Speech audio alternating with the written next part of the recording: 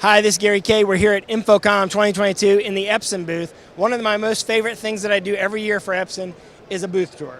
I'm here with Gavin Downey, who's product manager here at Epson. Gavin, how are you? Great to see you again, Gary. Really happy to be back in here in person. Yeah, it's great. Exactly. So behind us, first thing you're looking at behind us is the brightest, smallest 30K projector kind of combination, right? I mean, it is our brightest 3LCD 30K projector, so it's the brightest projector we have, right? And then when we start to get into sort of class-leading size, that'll be the 20 and the 10K. All right, so 30,000 amps lumens. You got it right up here with a short throw lens at the top. Move the camera up to the top here. See it up there? That's I don't know, what is it, about 8 feet away, making, how big of an image is this? I want to say this is 190, somewhere in that ballpark. And then if you come over here, we can take a look at what the solution is. I mean, this is our XO3 lens. So some of our ultra short throw lenses are the most popular feature that we have in our interchangeable lens lineup.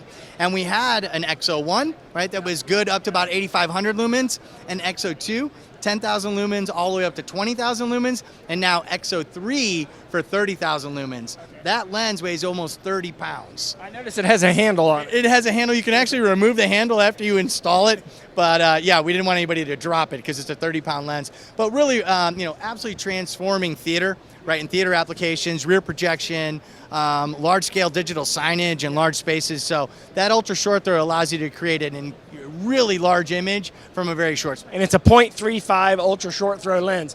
So this is the world's smallest / lightest 20,000 amps lumens projector here. You've got two of them here.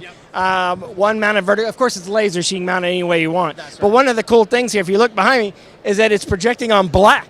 Yeah, it's actually, there was a very innovative art show up in the Bay Area, and they were projection mapping onto printed material, and we thought it was kind of magical. So this is a combination of print and projection. And what it's doing is it's shining down on the 20,000 lumen projector, which is the world's smallest, lightest 20,000 lumen projector, but it's highlighting all the innovation, right? So you see full 3-chip color. You see liquid cooling. You can actually tell the return path, where the liquid is heated up after it comes through the light engine, and obviously the way in which we're producing incredible color. So if you can see the image next to it, right? Yeah, the image mounted from the projector mounted vertically. That's right. So incredible color, and then this is how we're delivering that color. So one of the smallest and most compact laser engines in the industry. This projector has a modular camera system, NFC, so you can actually pull information off the projector without ever having to turn it on. It's liquid cooled, and it's one of the first projectors in Epson's lineup that's filterless. Okay. So with liquid cooling, right, you don't have to drive a lot of air through the case, and that allows it to be filterless as well. Yeah, so, by the way, this won a Reader's Choice Award. Check it out. We're really excited about that. Thank you, Gary. So, architectural projection, obviously, that's a hallmark of what y'all do is image mapping. It is. And what you have here is this building is a 3D print of a building in Columbus, Indiana. And they use 7 15,000 lumen Epsons. It was outdoors in September, so pretty challenging environment. And the pixel density is incredible, right? A lot of folks that really, they may use a few projectors, but they wanted incredible pixel density so you could walk right up to the building, and it looked incredible. It's by a company called Blockhouse Media. They're actually running all of the content here in the booth today. All right. Excellent. Of course, more display. Here's one of the things it's interesting because when you and I first met, Epson had a 0.0% market share in the rental staging and live events market. And all of a sudden, y'all are the market leader, and you've got a whole suite of lenses that work all backwardly compatible with most of the product you had over that period of time. I mean, what's really interesting is in rental and staging, right, the glass inventory is an investment. They don't want to continue to reinvest. But what we're finding now, right, as lamp projectors are moved out of higher education, right, all of our Pro G7 lamp projectors use these same lenses. Yeah, so you don't have to buy a new lens. Exactly. So higher education's like, I'm going to save money by repurposing my lamp-based lenses with all the new laser gear. So it's turned out to be a real win for us, and I think our engineering teams have really delivered against that. Yeah, I agree with you. All right, so here we're showing a little bit of digital canvassing here, I'd say. I think it's an interesting point, right? So these are our fixed lens lasers, right? So we've got a 6,000 and a 7,000 fixed lens laser. 7,000 lumens only weighs 18 pounds. And these are, I mean, it's really quite amazing. And then this projector, right, is the workhorse for meeting rooms, classrooms, right? It's the preferred projector in these lumen bands for fixed lens. But what we're showing here, right, is that we've got two 6,000 short throw lasers and then one 7,000 long throw laser, and we're doing this incredible immersive art, right? And yet these projectors all together cost less than one of our XO2 ultra short throw lenses. So a workhorse for classroom, yet capable of complete immersion. Well, in my classroom, I have an Epson projector that is 1,000 lumens brighter, but 4 times the size of this. So I need to do some modifications here. This is the size of our classrooms at UNC that have 25 Anson lumens projectors, right? So I mean, it's time to upgrade. Yeah, 18 pounds, right? 18 pounds for 7,000 lumens. It's got lens shift. It's just incredibly powerful. And I think when you start to think about that trend, where just as you mentioned, I think you have a Pro 1100, right, on campus. 6,000 lumens, almost 50 pounds. 7,000 lumens, 18 pounds. What does the future just 2 years? Yeah, what's the future look like? Well, the future looks like this. I'll show you.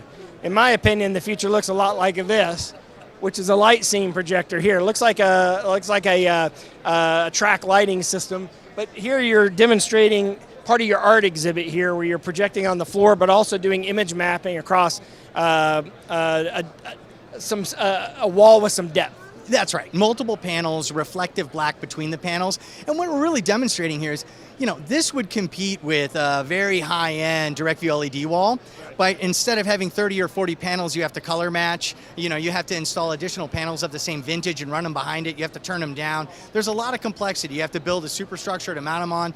This is one mount, one projector, one content source, one power source. Right. And I don't know if it's hard to see this on the camera, but the wall here, this is a black surface, but it's not matte black, it's reflective black to show you what you're able to do by blanking the image out and not having to deal with the reflection of that. So this black, but you're also kind of testing the limits of the projector at the same time. I mean, that's the exact point, right? Like with projection, and now that these projectors are smaller, lighter, and brighter, you can do some really incredible things, but you don't have to have a flat wall. I mean, we've been saying that for a long time, but as the projectors get really small and they sort of disappear with ultra short throw lens, like it really starts to get interesting. Yeah, okay, so let me ask you how the interactive projector line is doing. I mean, obviously it's grown a lot in the last few years, and we have this market, we have this interesting market coming about thanks to Microsoft Teams Front Row and some of the other, and me talking about digital canvases. That's right.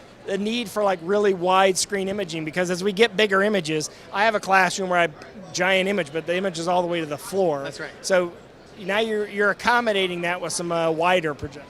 I mean, I actually do. I always cite your concepts of digital canvas, right, where you can pull in multiple video sources, and it's really up to you to what you want to display. So we sell these at scale. They're one of the most popular classroom projectors across the country, and that allows us to have, I mean, this in essence is an ultra short throw lens.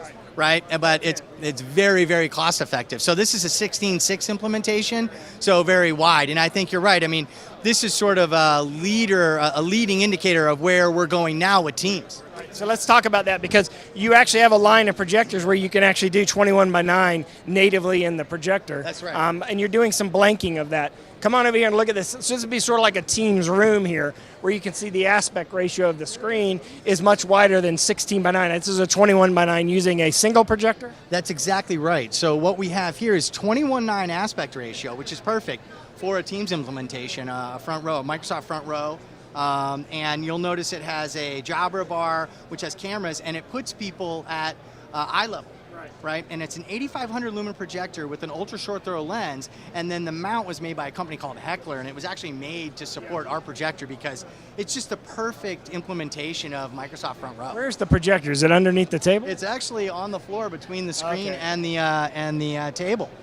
Okay. So, I mean, what you find, right, is particularly in corporate, right, 75 inches is not a bad size if that's just the presentation material.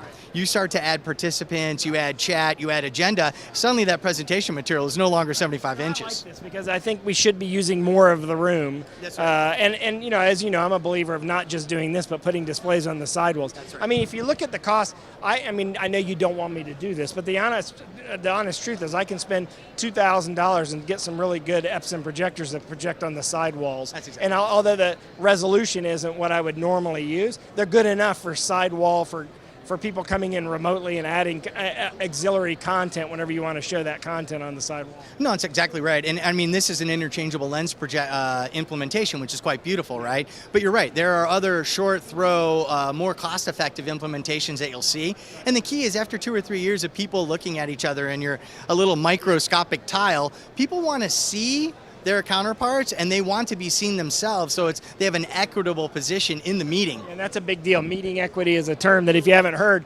let's go around the back side of the booth here and see what else we got here. Oh, okay. Here we're showing some digital signage, art, exhibit kind of stuff, right? It really is. I mean, yeah, exactly. This is a great example of interchangeable lens, large venue projection is often cited as sort of the driver for immersion. But these types of solutions it's not an either or, it's an and, right?